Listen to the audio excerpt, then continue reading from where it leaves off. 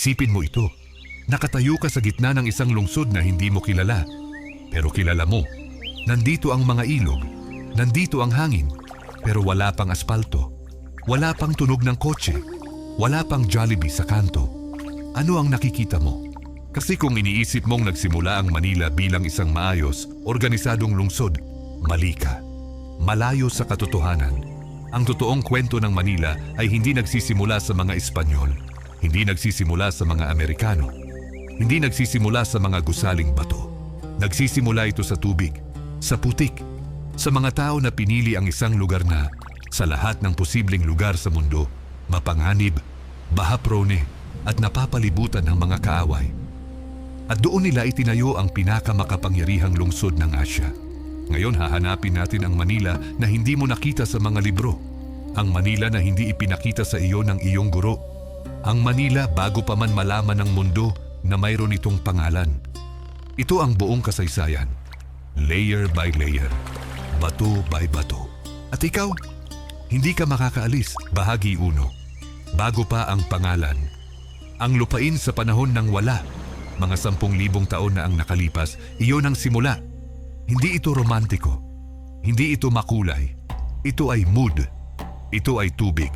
Ito ay isang malawak na delta kung saan ang Ilog Pasig bumubuhos patungong dagat. At ang dagat sa panahong iyon ay mas mataas, mas malawak, mas hindi mapigilan. Ang lugar na tatawagin nating Manila ay hindi pa lupa noon. Ito ay isang patuloy na pakikipag-away ng tubig, alat at tabang. Ang mga mangrove ay sumasaklaw sa mga pampang. Ang mga buhaya ay mas marami pa sa mga tao. Ang mga ibon na hindi mo pa nakikita ngayon, mga species na nawala na sa kasaysayan, lumilipad sa itaas ng isang delta na hindi pa alam ng mundo na mayroon. Pero may mga tao na. Narito na sila. Dumating sila sa mga bangka, ang mga Austronesian na migrant na unti-unting inukupa ang buong kapuluan. Hindi sila dumating isang araw na may mapa at sinabi, dito tayo mag-settle. Dumating sila sa loob ng libu-libong taon, generation by generation, dugong naghahanap ng bagong lupa. At ang lupa na ito, ang lupa sa paligid ng ilog at dagat, ay may isang bagay na hindi mapapalampas ng sino man, pagkain. Ang tubig ay puno ng isda. Ang mga kagubatan ay puno ng baboy ramo at usa. Ang lupa, kahit basa, ay matabang hindi ka panipaniwala. Magtanim ka ng isang butil ng palay. Bumabalik ito ng 10 beses. Dito nagsimula ang lahat. Ang mga unang komunidad ay hindi tinatawag ang kanilang lugar na Manila. Walang pangalang iyon sa kanilang wika. Sila ay may mga barangay. Maliit na komunidad ng 30 hanggang 100 pamilya na nakalagay sa mga bangko ng ilog o sa mga lugar na maabot ng karagatan. Ang salitang barangay mismo ay nanggaling sa salitang balangay. Ang malaking bangka na ginamit ng mga Austronesian na ninuno natin para tumawid sa dagat.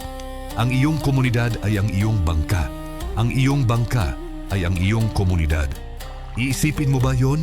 Ang pinaka-basic na unit ng lipunan ng Pilipinas ay nakapangalan sa isang sasakyan.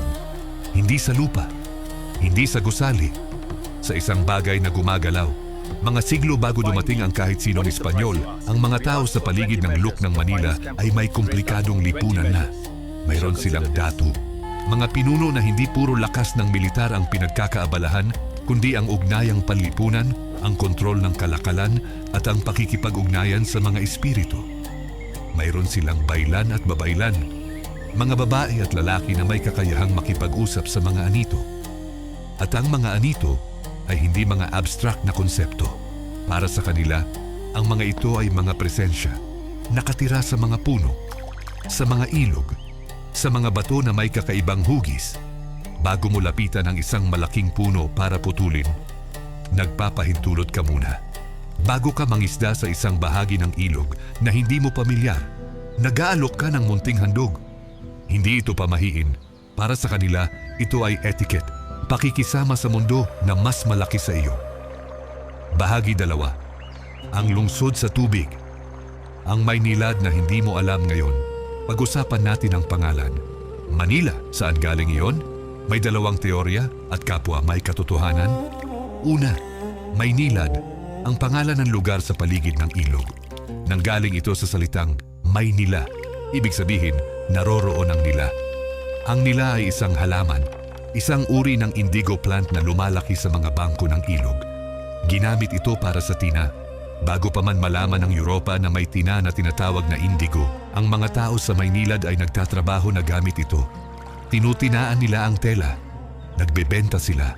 Nagpapalitan. Pangalawa, may teorya rin na ang Nilad ay ang katutubong pangalan ng isang uri ng water lily na sagana sa Luk ng Manila. At ang lungsod ay literal na itinayo sa gitna ng mga bulaklak. Sa alinmang paraan, ang Manila ay isang lungsod na pinangalanan sa mga halaman. Hindi sa mga bayani, hindi sa mga hari, sa mga halaman na lumalaki sa putik. Medyo makata, di ba? Pero ang pinakamahalaga ay ito. Bago pa man dumating ang mga Espanyol noong 1565, mayroon ng lungsod dito. Mayroon ng kalakalan, mayroon ng kapangyarihan. Ang Maynilad na ito ay bahagi ng isang mas malawak na network ng kalakalan na sumasaklaw sa buong Timog Silangang Asya. Ang mga Tagalog na nakatira rito ay nakikipagkalakalan sa mga Malay mula Brunei. Sa mga Chino mula sa mga dynasty na ang pangalan ay hindi na naaalala. Sa mga Javanese na nagdadala ng mga pampalasa. Sa mga Arab na merchant na dumating hindi bilang mananako, kundi bilang negosyante at nagdala ng isang bagay na mas tumagal pa sa kanilang mga kalakal. Nagdala sila ng Islam. Sa ika-14 na siglo, ang Islam ay nagsimulang kumapit sa Pilipinas. Hindi sa pamamagitan ng digmaan, sa pamamagitan ng pag-aasawa, ng pakikipagkalakal, ng dahan-dahang paghihiwalay ng kultura. Ang pinaka-maimpluwensyang figura sa prosesong ito ay si Raja Sulaiman, ang pinuno ng Maynilad noong dumating ang mga Espanyol. Huwag mong isiping si Sulaiman ay isang simpleng lokal na dato. Ito ay isang tao na may koneksyon sa Sultanate ng Brunei. Isang tao na nakasuot ng gintong alahas na ginawa sa gawaing mas sopistikado kaysa sa maraming ginagawa sa Espanya noon. Isang tao na may hukbo. Hindi lamang mga mandirigma, kundi mga mandirigmang may baril. Oo, baril. Bago dumating ang mga Espanyol, may baril na ang mga tao sa Maynilad. Lantaka, mga maliit na kanyon na gawa sa bronze. At ang mga ito ay hindi lang dekorasyon. Alam ng mga tao kung paano gamitin ang mga ito. Ang Maynilad ng 1560s ay hindi isang primitive na nayon. Ito ay isang lungsod na may populasyong mga 2,000 katao. Malaki para sa panahon at lugar na iyon. May mga kuta, may mga armas, at may koneksyon sa mga network ng kapangyarihan na sumasaklaw sa buong rehiyon. Ngayon, heto ang tanong para sa mga nasa comments. Kung nalaman mo na ang Maynilad ay mayroon ng advanced na kultura bago dumating ang mga Espanyol, nagbago ba ang iyong tingin sa kasaysayan ng Pilipinas? Sabihin mo sa amin sa baba. Bahagi 3. Ang pagdating ng bagyo mula sa kanluran Hunyo 24, 1571. Tandaan mo ang petsang ito. Hindi ito isang ordinaryong araw sa kasaysayan ng Pilipinas. Ito ang araw na opisyal na itinayo ng mga Espanyol ang lungsod ng Manila. Ang bayang tinatawag nilang La Insigne y Siempre Leal Ciudad de Manila, ang kilala at laging tapat na lungsod ng Manila. Pero bago dumating sa petsang iyon, kailangan nating bumalik ng kaunti. Si Miguel Lopez de Legazpi, ang Espanyol na responsable sa pagsakop ng Pilipinas, ay dumating sa mga pulo noong 1565. Nagsimula siya sa Cebu. Itinayo niya ang unang permanenteng Espanyol na settlement doon. Pero alam niya na ang tunay na ginto ng kapuluan ay nasa hilagang bahagi sa lugar na tinatawag ng mga manlalayag na Manila. Noong 1570, nagpadala siya ng ekspedisyon. Pinamumunuan ng kanyang apo na si Juan de Salcedo at ng isang opisyal na si Martin de Goiti. Ang misyon, mag-imbestiga, makiusap, at kung kinakailangan, sumugal.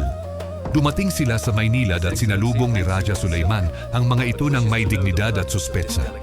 May mga negosasyon, may mga regalo, may mukhang kasunduan. At pagkatapos mayawamong may putok ng baril. Kung sino ang nagsimula ay depende sa kung anong account ang babasahin mo. Ang mga Espanyol ay nagsabi na ang mga lokal ay nag-atake muna. Ang mga lokal na account na nanatili sa oral tradition ay nagkukuwento ng ibang bagay. Pero ang resulta ay pare-pareho. Ang Maynilad ay nasunog, ang mga Tagalog ay umatras. Noong sumunod na taon, bumalik si Legazpi mismo. Ngayon ay may mas malaking hukbo. Si Raja Sulaiman at ang kanyang mga kaalyado ay lumaban ng maigting. Ang Battle of Bangkusay, isang labanan sa tubig sa Manila Bay, ay nagwakas sa pagkatalo ng mga Tagalog. Si Suleiman mismo ay namatay sa labanan. Iyon ang katapusan ng Maynilad na Islamiko at ang simula ng Manila na Espanyol. Pero heto ang bahagi na hindi madalas ituturo sa iyo. Hindi lahat ng mga lokal ay lumagpak. Ang ibang mga dato tulad ni Raja Matanda at Lakandula ay pumili ng pakikipagtulungan sa mga Espanyol. Hindi ito duwag na pagtalikod. Ito ay isang maingat na kalkulasyon ng kapangyarihan. Kung hindi mo kayang talunin ang kaaway, makiisa sa kanila at pangalagaan ang iyong mga tao mula sa loob. At sa loob ng ilang dekada, ang mga inapo ng mga dato na ito ay mga gobernador na, mga opisyal na, mga miyembro ng bagong eliting panlipunan ng kolonyalismong Espanyol. Ang kasaysayan ay bihirang simpleng itim at puti. Bahagi 4. Ang pagtatayo ng Intramuros. Isang lungsod sa loob ng lungsod. Isipin mong itayo mo ang isang lungsod mula sa simula. Wala kang blueprint, wala kang crane, wala kang modernong makinarya. Mayroon kang mga manggagawa. Mayroon kang mga bato mula sa mga gumuho na kuta ng iyong mga kalaban. Mayroon kang ilog na nagbibigay ng tubig at nagdadala ng materyales. At mayroon kang isang bisyon ng isang lungsod na magtatayo ng kapangyarihan ng Spain sa kabilang dako ng mundo. Iyon ang itinayo ng mga Espanyol sa Intramuros. Ang pangalan nito ay literal, sa loob ng mga pader. At ang mga pader na ito, mga pader na gawa sa basalt at laterite, mga 2 metro ang kapal, ilang lugar ay aabot sa 10 metro ang taas, ay hindi simpleng depensa. Ito ay isang pahayag. Nandito kami at hindi kami aalis. Ang Intramuros ay dinisenyong sundan ang mga prinsipyo ng Renaissance Town Planning. Ito ay mga daan-daang taon bago pa man naging popular ang konsepto ng urban planning bilang isang larangan. Pero ang mga Espanyol na may karanasan sa pagtatayo ng mga lungsod sa Amerikas ay nagdala ng isang sistema. Mayroon itong grid na layout, mga tuwid na kalye na nagtatagpo sa mga tamang anggulo. Isang sentral na plaza, ang Plaza Mayor na ngayon ay kilala bilang Plaza de Roma, na siyang pusod ng lahat ng aktibidad na panlipunan, politikal at espiritual. Sa isang panig ng plaza, ang katedral. Sa kabilang panig, ang palasyo ng gobernador. Sa harapan, ang mga bahay ng mga prominenteng mamamayan. Ito ay isang arkitektura ng kapangyarihan. Bawat elemento ay nagsasabi ng isang bagay tungkol sa kung sino ang nasa ibabaw at kung sino ang nasa ilalim. Pero ang pinakakahangahangang bagay tungkol sa Intramuros ay hindi ang mga pader, hindi ang katedral. Ito ay ang mga taong nagtayo nito. Ang mayorya ng manggagawa na nagtatayo ng Intramuros ay hindi mga Espanyol. Sila ay mga Pilipino, mga Tagalog, mga Pampanggo, mga taga-iba't ibang parte ng kapuluan na kinuha ng pamahalaan para magtrabaho.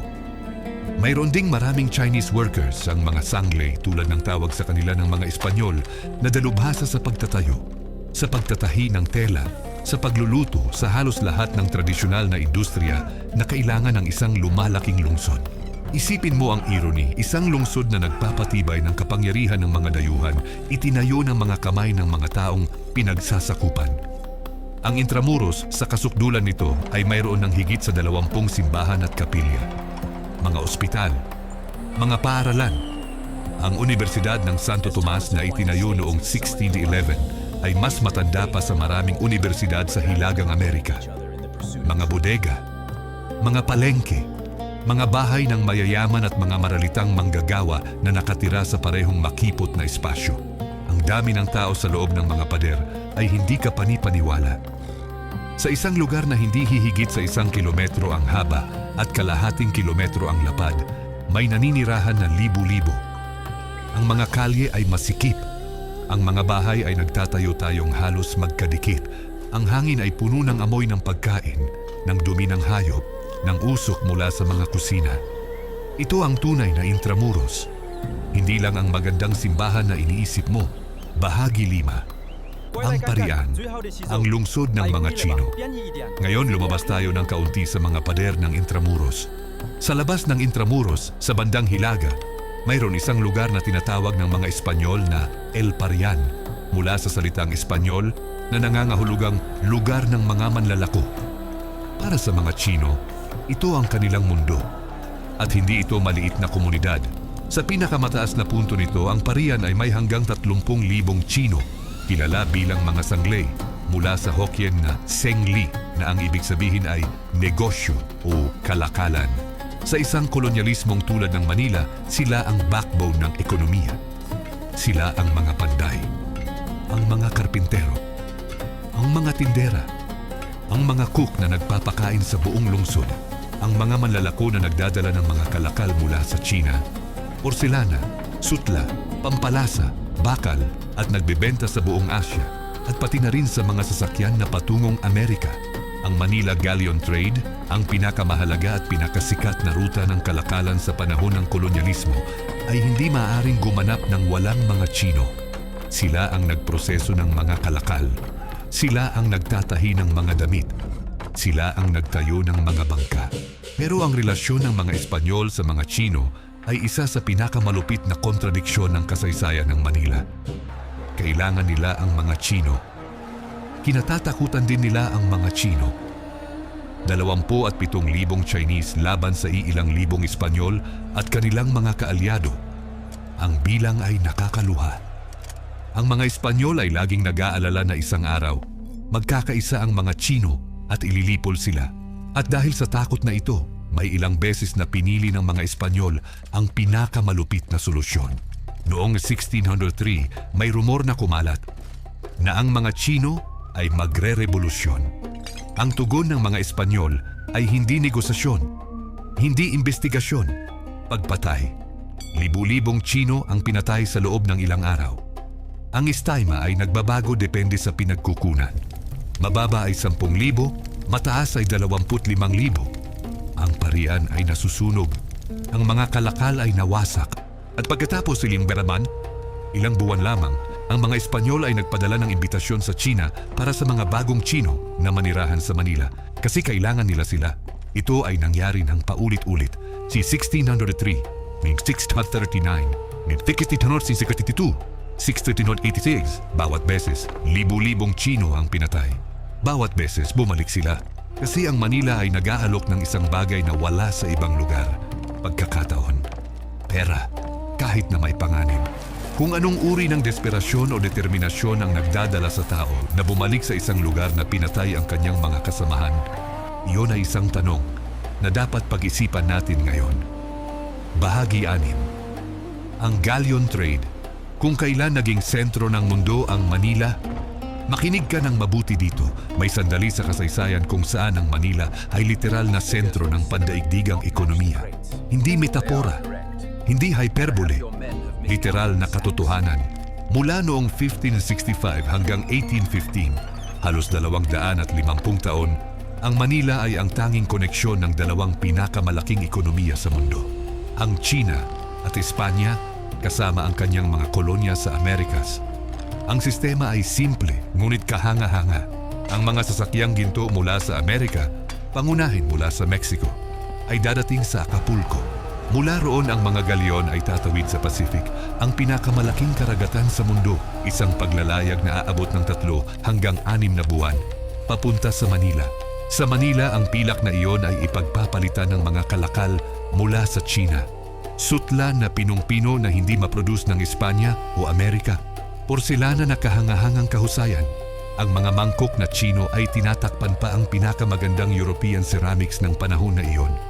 Pampalasa, ginto, at higit pa.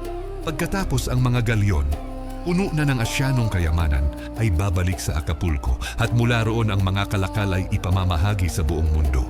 Ang Manila ay ang pivot point ng lahat ng ito. Ang resulta, ang pilak na Mexican at Peruvian ay dumadaloy sa China.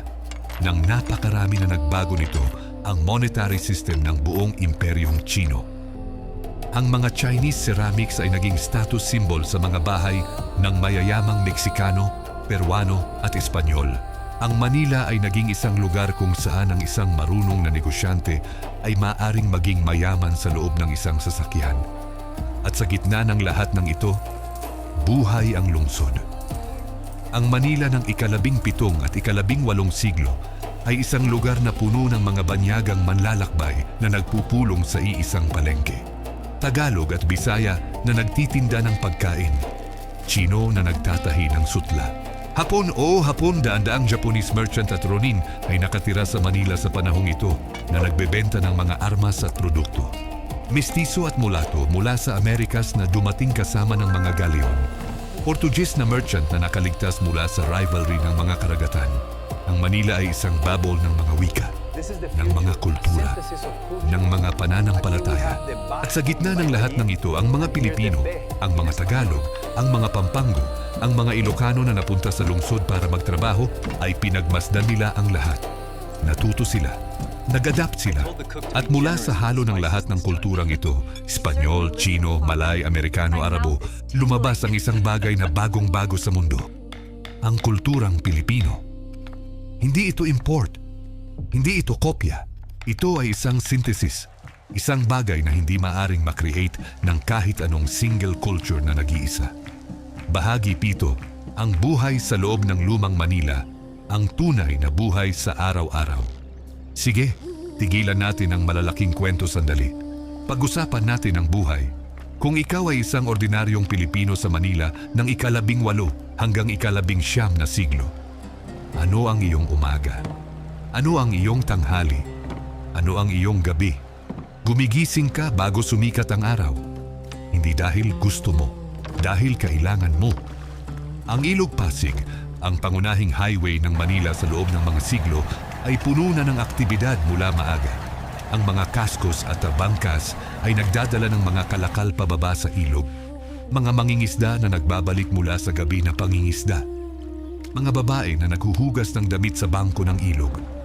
Mga bata na naliligo sa tubig na, kahit sa panahon na iyon, ay hindi ganoon kalinaw na katulad ng iniisip mo. Ang palengke ay bukas bago pa man matapos ang madaling araw. At ang mga palengke ng lumang Manila ay hindi katulad ng nakikita mo ngayon. Halo-halo, maingay, mapanganib kahit paano. Hindi sa krimen kundi sa sheer sensory overload. Mga tindero ng karne, manok, baboy, isda na nagtatawag ng kanilang presyo. Mga tindera ng gulay mula sa Laguna at Cavite na naghatid ng mga pananim sa bangka kaninang madaling araw. Mga manggagawa ng pagkain, nagbibili ng bibingka, ng puto, ng mga merienda na hindi mo pa nakikain ngayon sa form na iyon.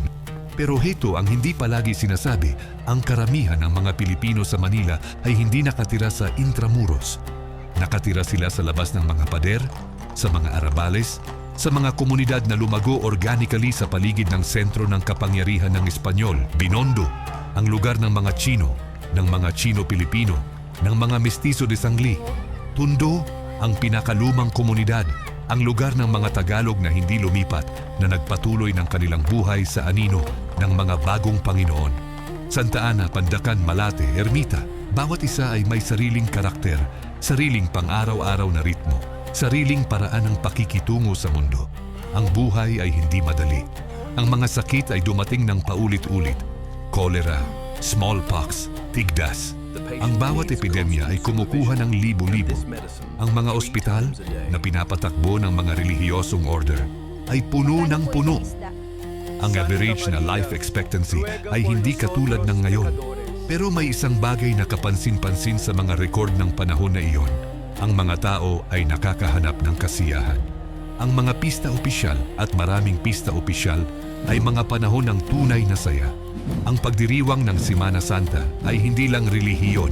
Ito ay teatro, musika, pagkain at pagtitipon. Ang mga cockfighting arena ay puno. Ang mga sabong ay isang lugar ng lipunan, ng pakikipagkaibigan, ng pakikipagtawaran, ng kutsabang pakikipagkita ng mga lihim na minamahal. Ang mga tao ay nagsasayaw. Ang mga sayaw ng Tagalog ay hindi katulad ng mga Espanyol na nais nilang ituro. Bawat sayaw ay may sariling kwento, sariling ritmo na nagmula sa mga naunang henerasyon. Mayroon ding isang malaking bahagi ng buhay na hindi binibigyang pansin ng kasaysayan. Ang papel ng mga babae. Ang mga babae sa tradisyonal na lipunang Tagalog ay hindi katulad ng mga babae sa Espanyol na kolonyal na sistema. Bago dumating ang mga Espanyol, ang mga babae ay may karapatang magmana. Mayroon silang karapatang magdiborsyo. Mayroon silang mga papel na may espiritual na autoridad, ang babaylan. Unti-unti sa ilalim ng sistemang Espanyol at Katoliko, ang mga papel na ito ay nabago. hindi nag-separate, nagbago. Ang mga babae ay nahanap ng mga bagong paraan ng impluensya sa pamamagitan ng pamilya, ng negosyo, ng simbahan. Ang kasaysayan ng mga babae ng lumang Manila ay isang kwento ng adaptasyon na hindi pa ganap na naisulat, bahagi 8. Ang lindol, ang apoy, at ang bagyo, ang lungsod na patuloy na nabubuhay muli. May bagay tungkol sa Manila na hindi mo maaaring unawain hanggat hindi mo ito nararamdaman. Ang lungsod na ito ay namatay at nabuhay muli ng paulit-ulit. Hindi ito metapora. Noong 1645, isang malaking lindol ang humampas sa Manila.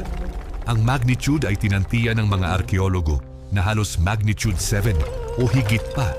Ang Intramuros, ang magagandang gusali, ang mga simbahan, ang mga palasyo ay gumuho. Namatay ang libo-libo sa loob ng ilang minuto at muling itinatayo nila ito.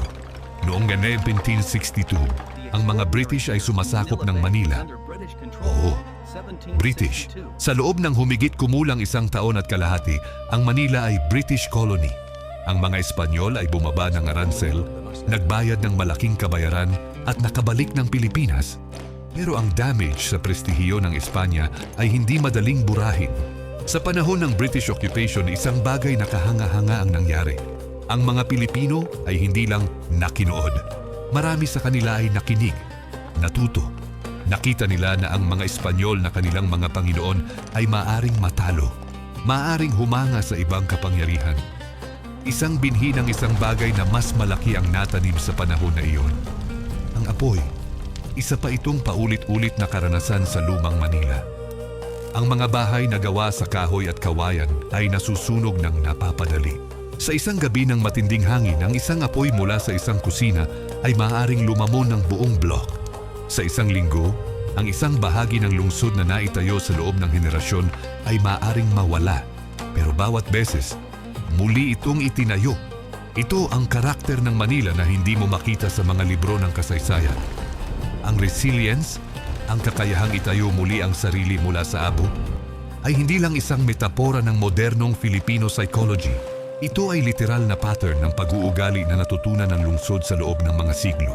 Kaya naman kapag nangyari ang mga sakuna ngayon, baha, bagyo, lindol, at nakita mong muling nagtitindig ang mga Pilipino, huwag kang mabigla. Ito ay genetika ng lungsod. Ito ay natutunan na sa loob ng 400 taon ng paulit-ulit na pagtayo muli. Bahagi 9, ang revolusyon, kung kailan nagising ang lungsod, 19 na siglo. Ang mundo ay nagbabago. Ang mga revolusyon ay sumiklab sa Europa at Amerika. Ang mga ideya ng kalayaan, ng pantay-pantay na karapatan, ng sariling pagpapasya ng bansa, ito ay lumilipad sa hangin tulad ng apoy sa tuyong damo. At dumating rin ang mga ideyang ito sa Manila. Pero hindi sila dumating sa paraan ng pag-aakalang darating. Dumating sila sa pamamagitan ng mga libro, ng mga estudyante na nagpunta sa Europa para mag-aral at bumalik na may bagong mata, ng mga manunulat na nagsimulang magtanong ng mga tanong na hindi dati tinanggap sa publiko. Si Jose Rizal, ang pinakakilalang pangalan sa lahat ng ito, ay hindi lang manunulat, hindi lang doktor, hindi lang propagandista. Siya ay isang produkto ng Manila, ng Intramuros, ng mga kalye ng Binondo, ng mga libro na nilalaman ng mga biblioteka ng mga relihiyosong institusyon na kahit hindi sinadya ay nagbigay sa kanya ng sapat na edukasyon para ikompromiso ang sistema na nagpalaki sa kanya. Ang Noli Me Tangere at El Filibusterismo, ang kanyang 2 nobela, ay hindi fiction sa pagsabing entertainment.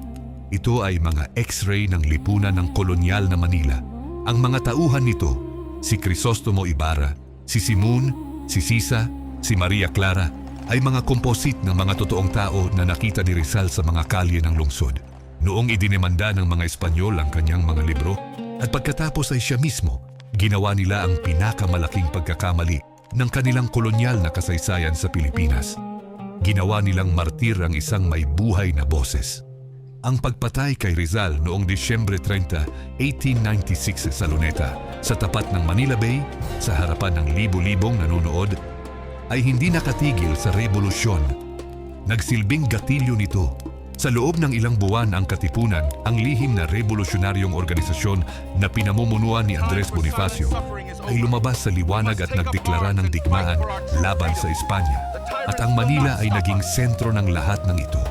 Ang mga kalye na milyon-milyon ang naglakad, ang mga kalye ng Tondo, ng Sampaloc, ng Santa Cruz ay naging mga landas ng revolusyon. Ang mga dingding ng mga bahay ay nagtago ng mga armas. Ang mga palengke ay naging lugar ng lihim na pakikipagkomunikasyon. Ang mga simbahan, o kahit ang mga simbahan, ay naging lugar ng pagpupulong. Ang revolusyon ay hindi isang abstraction para sa mga tao ng Manila. Ito ay nangyayari sa labas ng kanilang pintuan. Bahagi 10. Ang pagdating ng mga Amerikano. Ang bagong simula o ang bagong kulong. Ang Espanya ay natalo ng Estados Unidos sa Spanish-American War. Sa ilalim ng Treaty of Paris, ang Pilipinas, kasama ang Guam at Puerto Rico, ay ibinenta sa Estados Unidos sa halagang 20 milyong dolyar.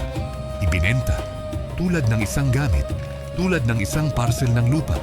Ang mga Pilipino, ang mga taong nakipaglaban para sa kalayaan laban sa Espanya, ay hindi tinanong. Ang kanilang opinyon ay hindi kinuha.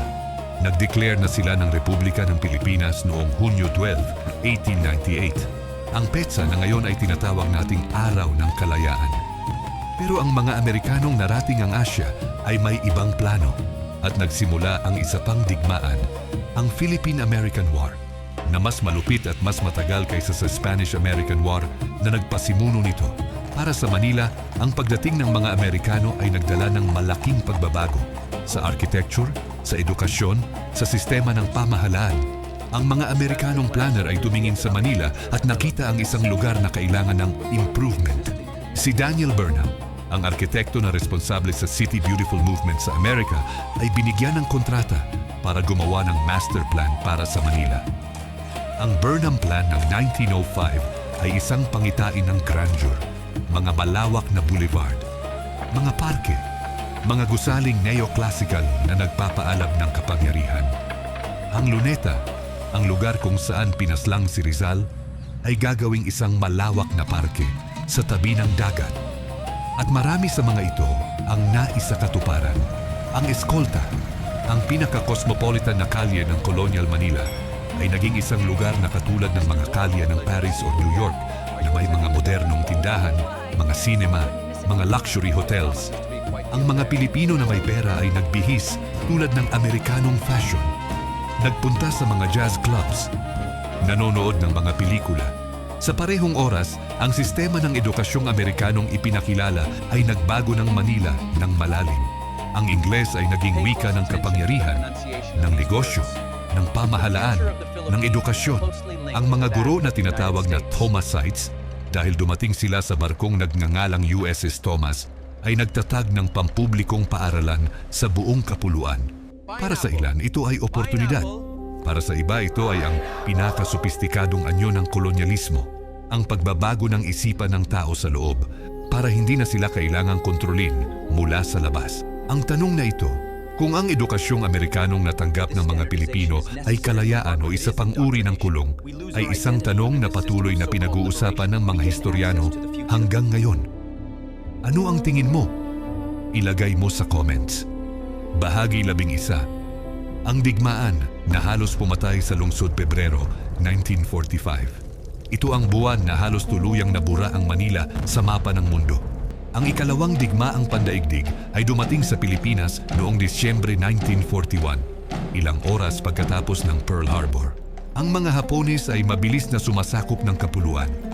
Sa Enero 2, 1942, pumasok ang Hapon sa Manila. Sa loob ng 3 taon, ang Manila ay nasa ilalim ng Hapon. Ang buhay sa ilalim ng Japanese occupation ay isang paksa na hindi madaling ilarawan ng maikli. Mayroon itong mga aspetong malupit. Ang mga torture centers, ang forced labor, ang pagkagutom na intensyonal na ginawa bilang isang kasangkapan ng kontrol. Mayroon ding mga aspetong mas nuanced. Mga Pilipino na nagtulungan sa Hapon para sa sarilang kaligtasan o kapakanan.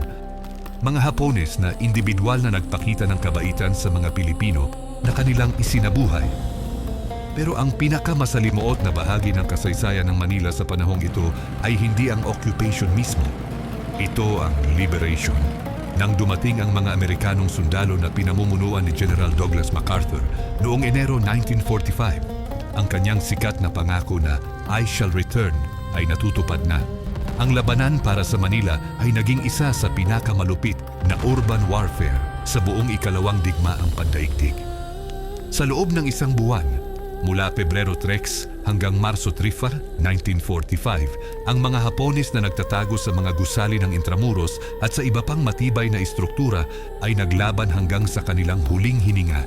At sa kanilang pagkagalit o sa kanilang pagkahibang ng pagkatalo ay gumawa sila ng isang bagay na hindi mapapawi mula sa kasaysayan. Pinatay nila ang mga sibilyan.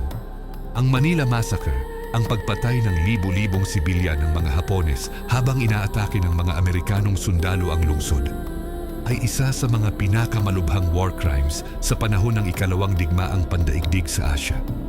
Ang mga babae, ang mga bata, ang mga matatanda, pinatay sa mga simbahan, sa mga ospital, sa mga kalye. Ang mga numero ay magkakaiba depende sa pinagkukunan. Mababa ay 10,000. Ang ilan ay nagsasabing hanggang 200,000, libu-libong sibilyan nang namatay. At sa parehong oras, ang American artillery bombardment, kinakailangan para mapigilan ang mga Hapones, ay nagwasak ng mga gusaling nagtayo ng mga henerasyon. Nang matapos ang labanan, ang Manila ay gumuho.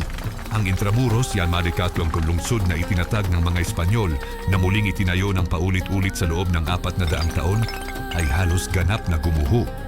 Ang mga simbahan, ang mga paaralan, ang mga pamilya, ang mga alaala ng mga henerasyon ng mga tao, lahat gumuho. Si General MacArthur, na nakita ang wasak ng lungsod na tinawag niyang tahanan, ay nagsabing ito ang pinakamasakit na karanasan ng kanyang buhay. Para sa mga ordinaryong Pilipino na naligtas, ang karanasan ay hindi mailarawan sa wika. Bahagi 12, ang pagtayo muli, ang Manila ng pagkatapos ng digmaan. At muling itinatayo nila ito. Ang kwento ng Manila pagkatapos ng ikalawang digmaang pandaigdig ay isa sa mga pinakakahangahangang halimbawa ng urban regeneration sa kasaysayan.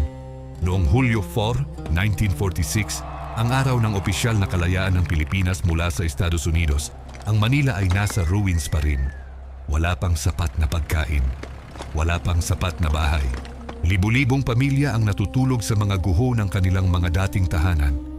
Pero nagsimula na silang magtayo. Unti-unti sa loob ng mga dekada ng ika-20 siglo, ang Manila ay lumago. Hindi palagi sa maayos na paraan. Ang mga informal na settlement ay lumaki sa mga gilid ng ilog at sa mga lugar na hindi dapat tirhan.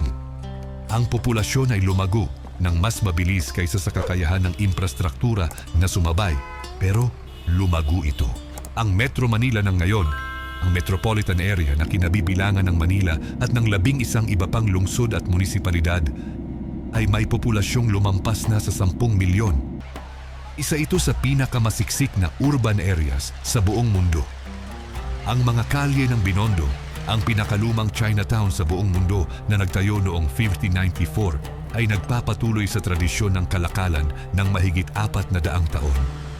Ang mga kaldero pa rin ang nagpapalabas ng amoy ng lugaw at dimsum sa maaga sa umaga. Ang mga tindahan ng ginto, mga henerasyon ng pamilya na nagtatrabaho sa parehong espasyo, ay bukas pa rin. Ang Intramuros, kahit gumuho, ay muling itinayo. Hindi kailanman ganap na maaring maitayo muli, pero sapat para makita mo ang balangkas ng lumang lungsod.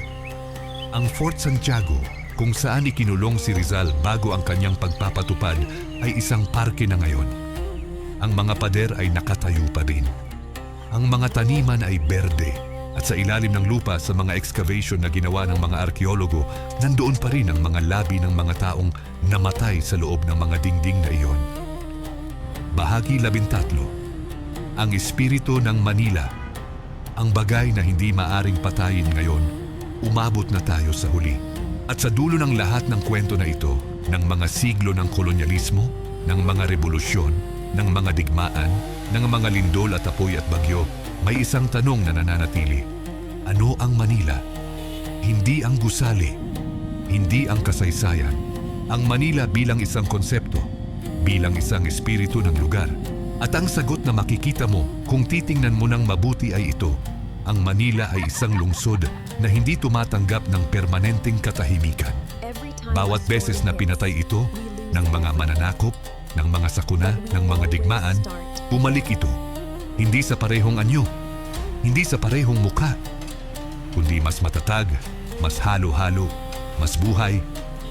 Ang mga Tagalog na nagtago sa mga kagubatan noong nasunog ang Maynilad ay bumalik. Ang mga Tsino na pinaslang ng libo-libo ay nagpadala ng bagong henerasyon na muling itinayo ang Binondo. Ang mga Pilipino na nakita ang kanilang lungsod na gumuho sa ilalim ng pambobomba ng ikalawang digmaang pandaigdig ay muling nagtatayo kahit wala silang material na halos walang sapat na pagkain. Ito ay hindi lang resilience sa kahulugang panlipunan. Ito ay isang malalim na paniniwala na ang lugar na ito ay may halaga, na ang mga buhay na nabuhay dito ay may kahulugan, na ang pagpapatuloy hanggang sila rin sa pagtitiyak na ang mga susunod na henerasyon ay mabuhay rin dito ay isang bagay na sulit na ipagpaglaban. Sa mga kalye ng Tondo, kung saan ang kahirapan ay kapansin-pansin pa rin sa araw na ito, may mga bata pang naglalaro sa mga alley na ang lapad ay hindi hihigit sa 3 metro. Nagtatawanan sila, nagtatakbuhan. May mundo ng sarili nilang saya sa gitna ng mga kondisyong hindi ka dapat masaya. Sa mga palengke ng Quiapo, ang kaluskos ng buhay ay hindi humihinto. Bago sumikat ang araw, bago pa man gumising ang karamihan ng mundo, nandoon na ang mga tao. Nagtatrabaho, nagbebenta, nagbubukas ng araw. Sa mga simbahan, alam, ang lumang mga simbahan na nakaligtas sa mga lindol at digmaan at panahon, may mga tao pa ring pumupunta. Hindi lahat ay para sa relihiyon. Ang ilan ay pumupunta para sa katahimikan, para sa koneksyon sa isang bagay na mas malaki sa kanila, para sa sandaling maulap ang mga mata at maramdamang kasama mo ang lahat ng mga taong namuhay at namatay sa mga parehong lugar. At kung mananatili ka ng sapat na matagal sa mga lugar na iyon, mararamdaman mo rin ito. Ang Manila ay hindi isang lungsod na nanirahan sa kasaysayan. Ito ay isang lungsod na ginawa ng kasaysayan at patuloy na gumagawa nito sa bawat sandali, sa bawat bata na ipinanganak, sa bawat bahay na muling itinayo, sa bawat pamilya na nagpapasya na manatili. At iyon ang patuloy na pagpapasyang manatili sa isang lugar na paulit-ulit sinubukan ng kapalaran ay ang pinakamatinding uri ng pagmamahal sa isang lugar na naririnig ko sa kasaysayan. Ang Manila ay hindi lang isang lungsod, ito ay isang patunay na ang mga tao, kahit gaano kamaliit, kahit gaano kamahirap, kahit gaano kadami ang nagsasabing ang iyong lugar ay hindi sapat, ay may kakayahang gumawa ng bagay na mas matibay pa sa anumang pader na gawa sa bato. Ang video na ito ay isang artistic reconstruction na ginawa gamit ang artificial intelligence, AI-generated visuals, voice synthesis, at digital historical recreation. Ang mga imahen ay reconstructed interpretations batay sa available na kasaysayan at hindi ito literal na historical documentation. Para sa ganap na katumpakan ng mga makasaysayang impormasyon, hinihikayat namin kayong kumonsulta sa mga pangunahing pinagkukunan tulad ng National Historical Commission of the Philippines, ang Pambansang Aklatan ng Pilipinas at mga peer-reviewed na akademikong pag-aaral sa kasaysayan ng Manila. Ang kasaysayan ay masyadong mahalaga para paniwalaan ng bulag kahit galing pa sa amin.